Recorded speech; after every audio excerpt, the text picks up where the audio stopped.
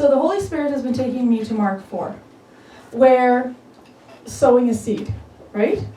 And so as I'm going through it, I'm like, you have to have good soil to sow a seed. So how do you make the good soil? Because in Europe, there's a lot of places that they've corrupted the soil so bad that nothing will grow. So you have to prepare the soil. So a person called me, and they said, hey, I went out and saw your grandchildren. I said, oh yeah, how did that go?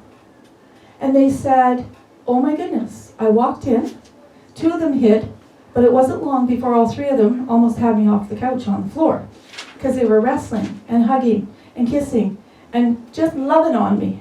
And what happened was little Rachel whispered in my ear, he said, and said, I love you, and kissed me on the cheek.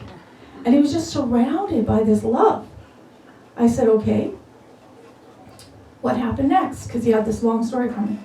He said, well then, he said, the next day, I got a text message and a chance meeting with this other person, just in a restaurant. They walked in, I knew them. And he goes, I went up and I gave them a great big hug. And as he was talking, I realized that the ground, the soil, had been prepared by the love. So he could receive the text message.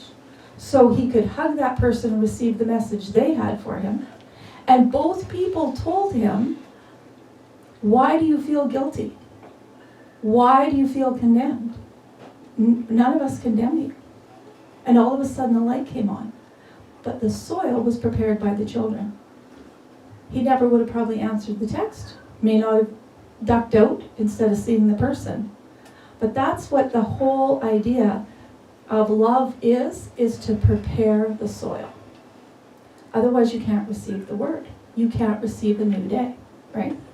So it's very interesting. Thought I would just, I'm not telling you any details, but that's just what love can do. Totally overwhelmed he was by this. He was overwhelmed, or he was excited about the people that emailed him and he saw. But he was overwhelmed by the love that was given to him by the children.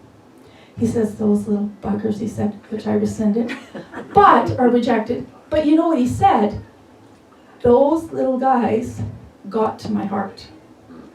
That's what he was saying. They got to me. So that's good. And this person has a lot of pain. Lots of regrets. So anyway, we bless them.